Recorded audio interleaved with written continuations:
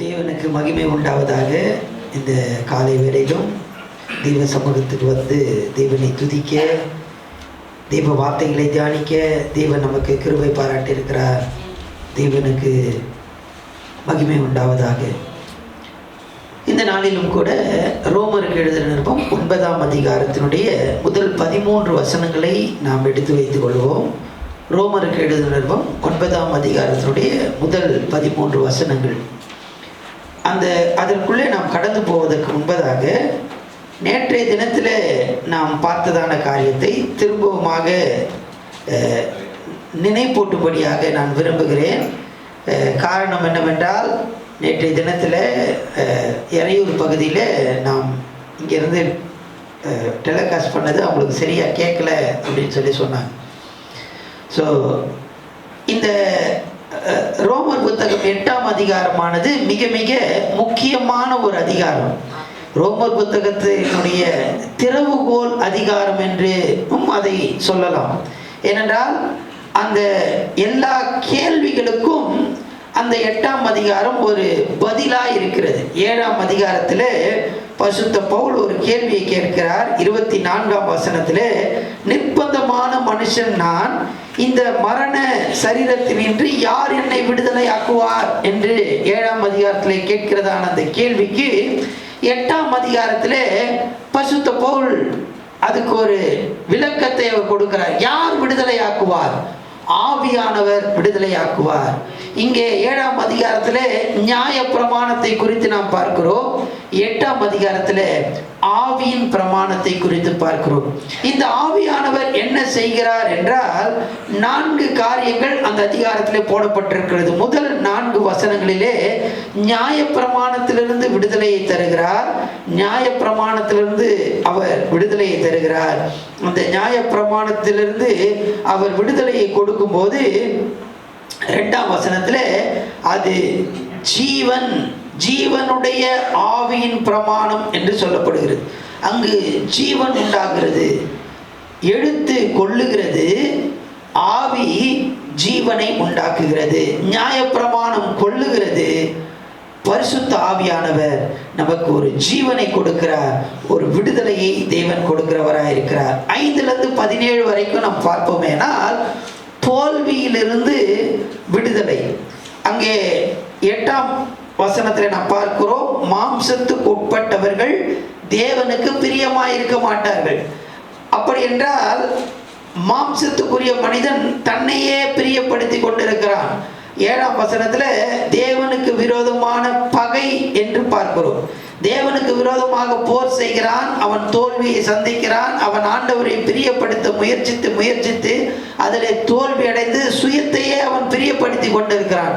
இப்படி அவன் தோல்வியிலே இருக்கிறதான சுயத்தையே அவன் பிரியப்படுத்தி தேவனை பிரியப்படுத்த முடியாமல் இருக்கிறதான அந்த தோல்வியிலிருந்து ஆவியானவர் விடுதலையை தருகிறார்.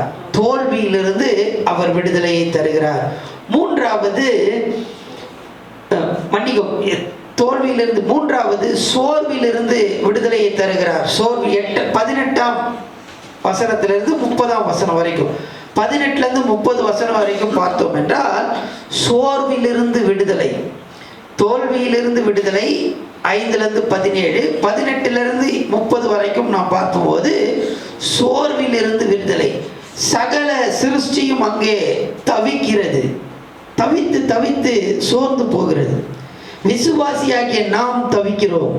25ஆம் வசனம், 23, 24, 25 வசனங்கள்ல நாம் தவிக்கிறோம். 23ல பார்க்கிறோம், ஆவியின் முதல் பலன்களை பெற்ற நாம் கூட, நாம் என்றால் விசுவாசிகளாகிய நாமும் தவிக்கிறோம்.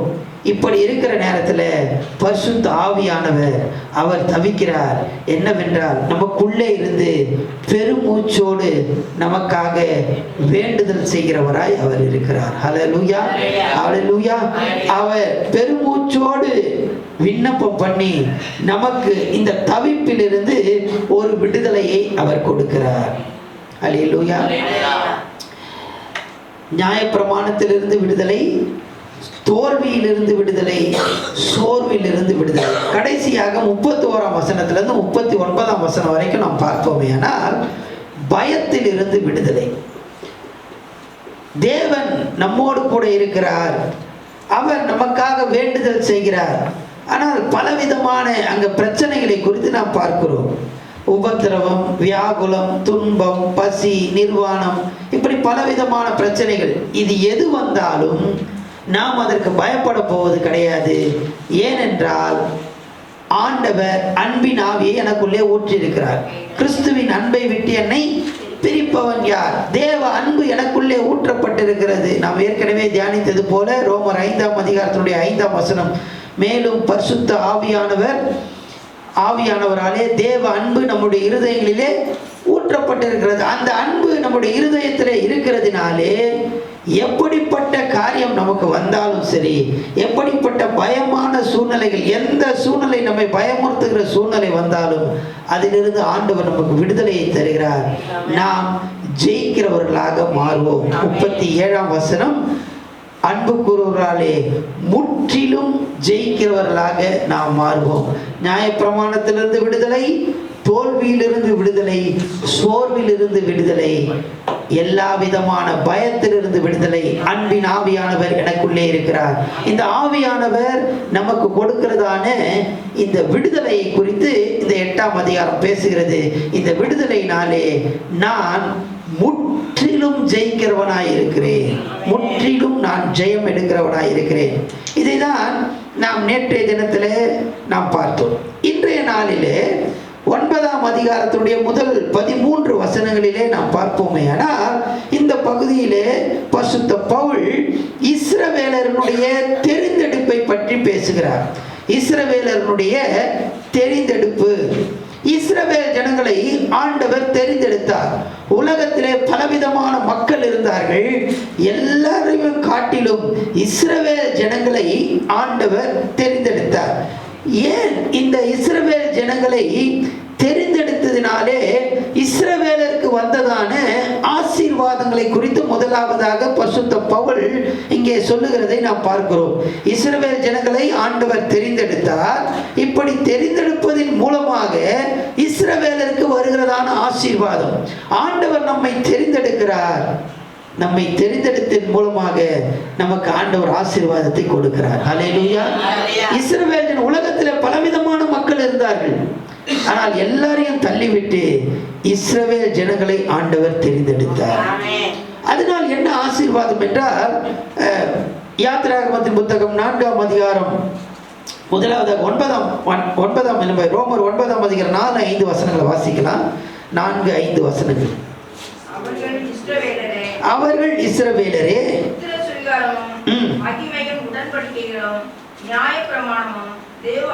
மகிமை, உடன்படிக்கை, நியாயப்பிரமாணம், தேவ ஆராதனைகள், வாக்குத்தத்தங்கள் எல்லாம் யாருடையது?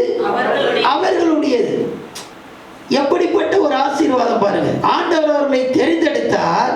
தெரிந்தெடுத்ததன் மூலமாக ஆண்டவர் அவர்களை ஆசீர்வதிக்கிறார். இதெல்லாம் மற்றவர்களுக்கு கிடையாது. உடன்படிக்கை, நியாயப்பிரமாணம், தேவ ஆராதனை, வாக்குத்தத்தம் எல்லாம் அவர்களுடையது. 5ஆம் வசனம்,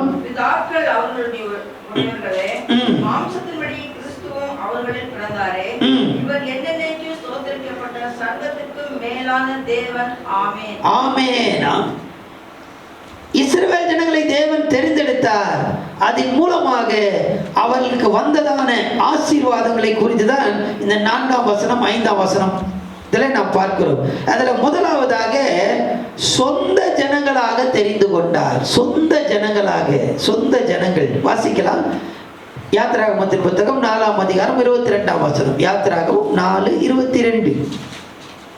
அப்பொழுது நீ பார்வோனோடு சொல்ல வேண்டியது என்னவென்றால், இஸ்ரவேல் என்னுடைய குமாரன், இஸ்ரவேல் என்னுடைய குமாரன், என் சேஷ்ட புத்திரன், என் சேஷ்ட புத்திரன். ஹல்லேலூயா.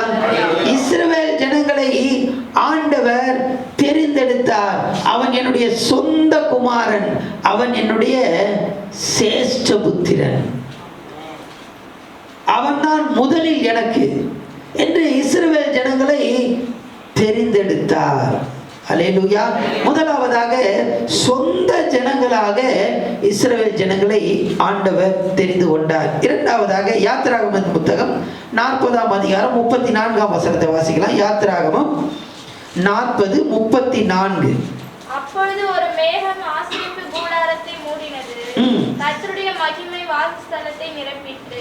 கர்த்தருடைய மகிமை வாசஸ்தலத்தை மூடிட்டு.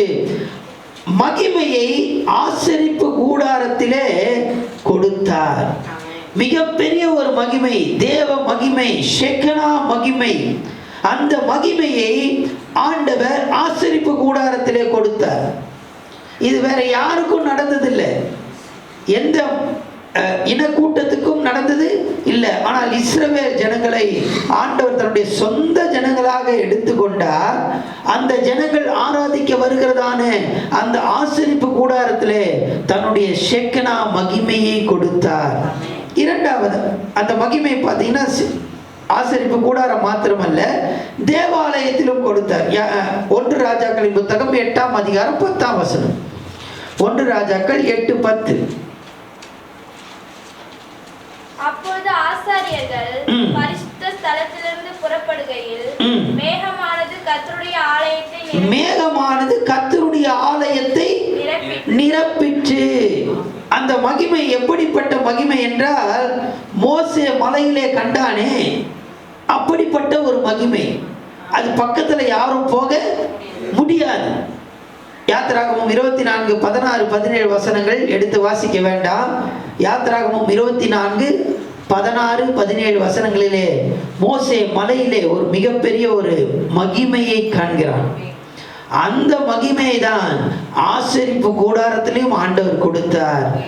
அவர்கள் ஆராதித்ததான தேவ ஆலயத்திலும் ஆண்டவர் கொடுத்தார். காரணம் என்னவென்றால், இஸ்ரவேல் ஜனங்களை அவர் தெரிந்து கொண்டார். சேஷ்ட புத்திரனாக தெரிந்து கொண்டார். முதற் பலனாக தன்னுடைய சொந்த பிள்ளையாக அவர் தெரிந்து கொண்டார். தெரிந்து கொண்டது மாத்திரமல்ல, தன்னுடைய மகிமையை ஆண்டவர் அவர்களுக்கு, அவர்கள் ஆராதிக்கிறதான, அவர் வழிபடுகிறதான இடங்களிலே கொடுத்தார் என்று பார்க்கிறோம். அது மட்டுமல்ல, இந்த 9ஆம் அதிகாரத்தில் பார்த்தீங்கன்னா 5ஆம் வசனம், 9ஆம் அதிகாரம் 5ஆம் வசனத்தில் பிதாக்கள் அவர்களுடையவர்களே அப்படின்னு போடப்பட்டிருக்கு. அப்படி என்றால் இதற்கு மேல இருக்கிற வசனம் உடன்படிக்கையும், 4ஆம் வசனத்தில் பார்க்கிறோம் மகிமையும் உடன்படிக்கைகளும். இரண்டாவதாக ஆண்டவர், முதலாவதாக ஆண்டவர் தன்னுடைய சொந்த ஜனங்களாக இஸ்ரவேலரை தெரிந்து கொண்டார். அதன் மூலமாக அவர்களுக்கு மகிமையை கொடுத்தார். அடுத்தபடியாக பார்த்துவோம் என்றால் அவர் உடன்படிக்கையை கொடுத்தார். யாரோடு உடன்படிக்கையை கொடுத்தார் என்றால் பிதாக்களுக்கு. பிதாக்கள் அவர்களுடையவர்களே. அவர் உடன்படிக்கை செய்தார். முதல் ஆண்டவர் உடன்படிக்கை ஆபிரகாமோடு செய்தார். அதற்கு பிற்பாடு மோசேயோடு ஆண்டவர் உடன்படிக்கை செய்கிறார். அதற்கு பிற்பாடு ஆண்டவர் தாவீதோடு உடன்படிக்கை செய்கிறார். இப்படி ஆண்டவர் உடன்படிக்கை செய்தார். அல்லேலூயா. எங்கேயோ இருந்தாங்க. ஆனா ஆண்டவர் அவர்களை தெரிந்தெடுத்தார், அவர்களுக்கு மகிமையை கொடுத்தார், அவர்களோடு உடன்படிக்கையை செய்தார். ஹல்லேலூயா. அவங்க என்ன விசேஷமானவங்க அப்படின்னா, எந்த விசேஷமும் தெரியல. ஆனா ஆண்டவர் அவர்களை சொந்த ஜனங்களாக எடுத்துக்கொண்டார். ஹல்லேலூயா, ஹல்லேலூயா. இதெல்லாம் ஆண்டவர் செய்கிறாரே. இஸ்ரவேல் ஜனங்களை ஆண்டவர் தெரிந்து கொண்டு இப்படிப்பட்டதான ஆசீர்வாதங்கள் எல்லாம் கொடுக்கிறாரே. இது மட்டுமல்ல, மூன்றாவதாக நாம் பார்ப்போமே, ஆனால் அவர்களுக்கு நெறிமுறைகள் கொடுக்கப்பட்டது. நெறிமுறை, இதை செய்யணும், இதை செய்யக்கூடாது அப்படின்னு சொல்லி மோசேயின் மூலமாக கட்டளைகள் கொடுக்கப்பட்டது. அந்த கட்டளைகள் பார்த்தீங்கன்னா மதம் சார்ந்த கட்டளைகள், சமய கட்டளை, சமுதாய கட்டளை. சமுதாயத்தில் என்ன செய்யணும், என்ன செய்யக்கூடாது, எதை பண்ணணும் அப்படின்ற கட்டளைகள் கொடுக்கப்பட்டது. அது மாத்திரமல்ல, அவர்கள் அரசியல் கட்டளைகள் கொடுக்கப்பட்டது. அரசியல் ரீதியாக எப்படி ஆள வேண்டும், நியாயாதிபதி எப்படி இருக்க வேண்டும், ராஜா எப்படி இருக்க வேண்டும், இப்படி அவர்களுக்கு அரசியல் கட்டளைகள் கட்டளைகள் கொடுக்கப்பட்டது, மத கட்டளைகள் கொடுக்கப்பட்டது, சமுதாய கட்டளைகள் கொடுக்கப்பட்டது, அரசியல் கட்டளைகள் கொடுக்கப்பட்டது. வேற யாருக்கும் ஆண்டவர் இஸ்ரவேல் ஜனங்களுக்கு தான் அப்படிப்பட்ட கட்டளைகளை கொடுத்தார். இதெல்லாம் கொடுத்தார். சொந்த ஜனங்களாக எடுத்துக்கொண்டு மகிமையை கொடுத்தார். அது மட்டுமல்ல, உடன்படிக்கையை செய்தார். அது மட்டுமல்ல, அவர்களுக்கு கட்டளைகளை கொடுத்தார். இதெல்லாம் ஆண்டவர் செய்தாரே. ஏன் இதெல்லாம் செய்தார் என்றால், வாசிக்கலாம் 9ஆம் அதிகாரத்தினுடைய 5ஆம் வசனம். 9ஆம் அதிகாரத்தினுடைய 5ஆம் வசனம். மாம்சத்தின்படி கிறிஸ்துவும் அவர்களில் பிறந்தாரே. ஹல்லேலூயா. இந்த இஸ்ரவேல் ஜனங்களை ஆண்டவர் தெரிந்து கொண்டு அவர்களுக்கு மகிமையை கொடுத்து, அவர்களோடு உடன்படிக்கை செய்து, அவர்களுக்கு நெறிமுறைகளை கொடுத்து இதெல்லாம் செய்தாரே. எதற்கென்றால், அதுல தான் ஆண்டவர் பிறக்க வேண்டும். கிறிஸ்து அதில் பிறக்க வேண்டும். இயேசுவானவர் அந்த சமுதாய, அந்த வம்சத்திலே, இஸ்ரவேலுக்குள்ளே தான் ஆண்டவர் இந்த உலகத்திலே வர வேண்டும் என்பதற்காக தான் ஆண்டவர் இதெல்லாம் செய்தார். ஹல்லேலூயா, ஹல்லேலூயா. இஸ்ரவேலருக்கு ஏங்க இவ்வளவு பெரிய ஆசீர்வாதம்? இந்த உலகத்துல எவ்வளவு பேர் இருக்காங்க. எல்லாரும் காட்டிலும் ஆண்டவர் இஸ்ரவேலரை தெரிந்து கொண்டார். தன்னுடைய சேஷ்ட புத்திரனாக அவர் தெரிந்து கொண்டார். இதெல்லாம் பண்ணாரே. எதற்கென்றால், இயேசுவானவர் அதிலே வர வேண்டும். ஹல்லேலூயா, ஹல்லேலூயா. இந்த இயேசுவானவர் இதுல வந்தார். ஆனா வந்தபோது நடந்த சம்பவம் என்னவென்றால், இஸ்ரவேலர் அந்த நோக்கத்தை தள்ளிவிட்டார்கள். அந்த நோக்கத்தை தவற விட்டார்கள். கிறிஸ்துவானவர் என்னுடைய சந்ததியிலே வருகிறார், கிறிஸ்துவினுடைய சந்ததியில் வருகிறார். ஆனால் இஸ்ரவேலர்கள் இயேசுவானவர் வந்தபோது அவரை தள்ளிவிட்டார்கள். அதுதான் நம்ம வேதத்தில் வாசிக்கிறோம். அவர் தமக்கு சொந்தமானதிலே வந்தார். அவருக்கு சொந்தமானவர்கள் இஸ்ரவேலர்கள் அவரை தள்ளிவிட்டார்கள். ஹல்லேலூயா, ஹல்லேலூயா.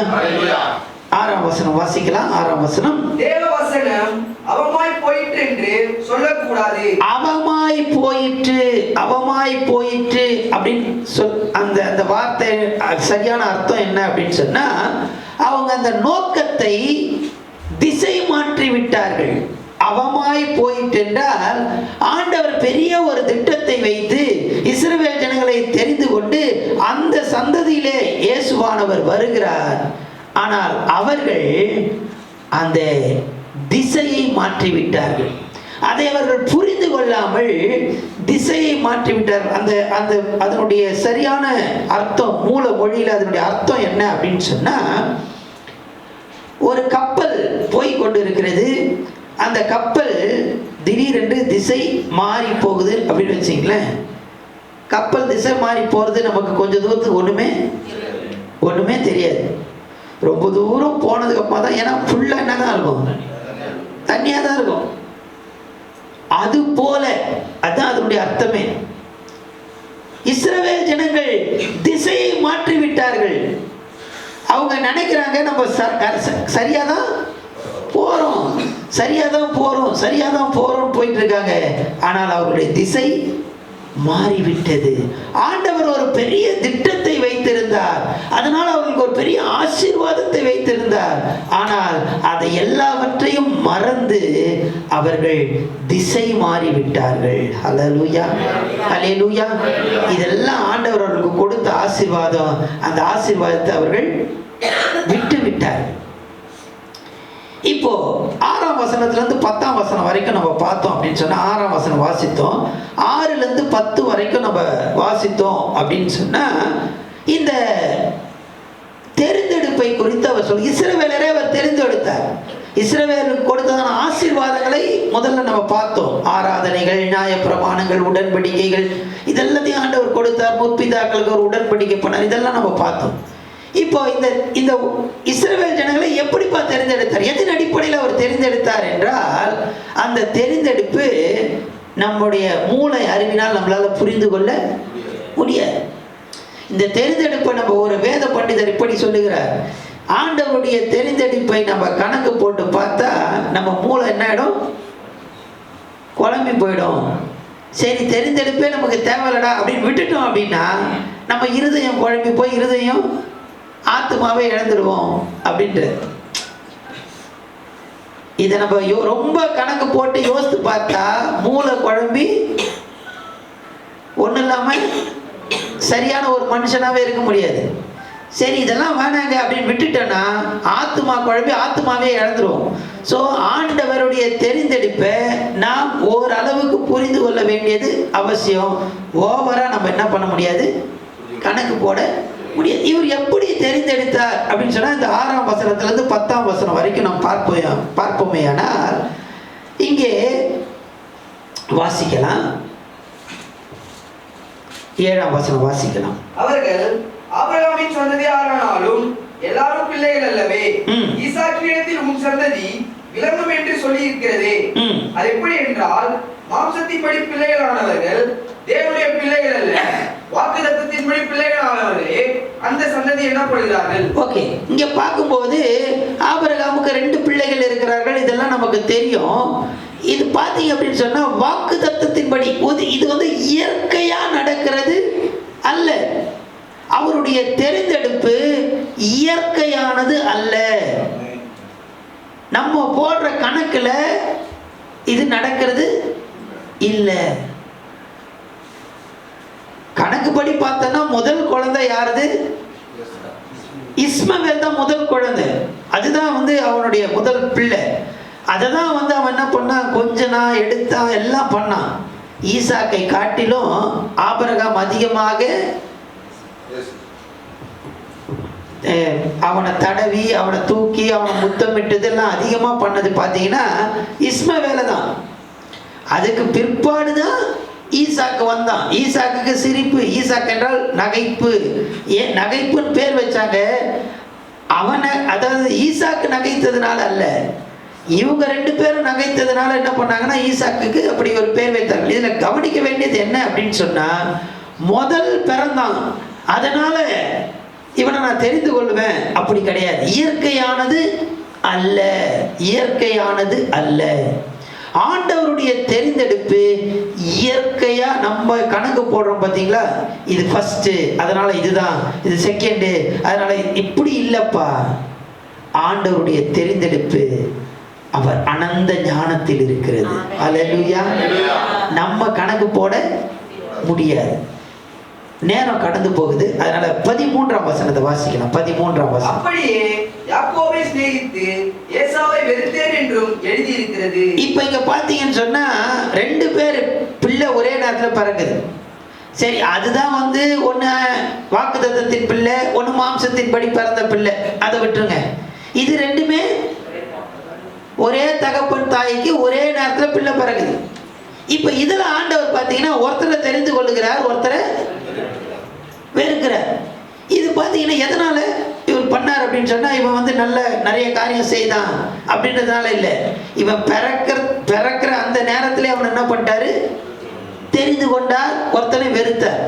அதாவது நம்மளுடைய புண்ணிய கிரியினாலே ஆண்டவர் நம்மை தெரிந்தெடுப்பது அல்ல.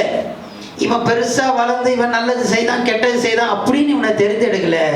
இவன் பிறந்த உடனே இவன் என்ன செய்யறான்றது யாருக்குமே தெரியாது. பிறந்த உடனே ஆண்டவர் என்ன பண்றாருன்னா ஒருவனை தெரிந்தெடுக்கிறார். ஹல்லேலூயா. அவருடைய தெரிந்தெடுப்பானது இயற்கையானது அல்ல. அவருடைய தெரிந்தெடுப்பானது நம்முடைய கிரியையினாலே அல்ல.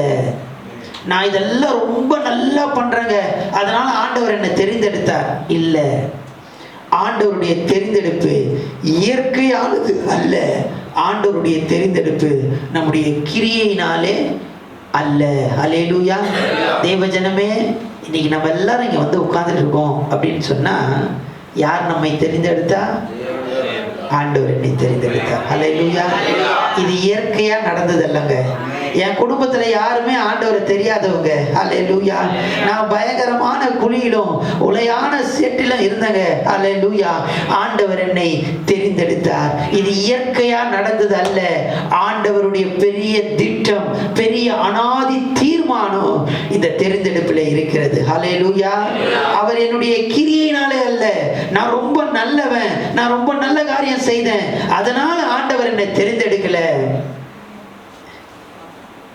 உலக தோற்றத்துக்கு முன்பதாகவே, நான் பிறப்பதற்கு முன்பதாகவே, தாயின் வயிற்றிலே இருக்கும் போதே ஆண்டவர் என்னை தெரிந்தெடுத்து விட்டார். அல்லேலூயா, அல்லேலூயா. தேவனுக்கு மகிமை உண்டாவதாக. தேவ ஜனமே, இந்த இடத்துல நீங்க வந்திருக்கிறீங்க அப்படின்னு சொன்னா ஆண்டவர் உங்களையும் என்னையும் தெரிந்தெடுத்திருக்கிறார். அல்லேலூயா. அந்த நோக்கத்தை நாம் அறிந்து கொள்ள வேண்டும். இஸ்ரவேலர்கள் அந்த நோக்கத்தை தவற விட்டார்கள், திசை மாறி போனார்கள். இன்றைக்கு ஆண்டவர் உங்களை தெரிந்தெடுத்து இன்றைக்கு ஆண்டவர் சமூகத்தில் கொண்டு வந்து வைத்திருக்கிறாரே, இன்றைக்கு அந்த நோக்கத்தை நாம் அறிந்திருக்கிறோமா? நம்ம எல்லாம் ஆண்டவர்கிட்ட கேட்க போறோம், என்னன்னா, ஆண்டவரே, நீர் என்னை தெரிந்தெடுத்துக்கிறீங்க, உங்களுடைய நோக்கத்தை நான் அறிந்து கொள்ள எனக்கு உதவி செய்யும். கண்களை மூடி கர்த்தரை நோக்கி நம்ம பார்க்கலாம்.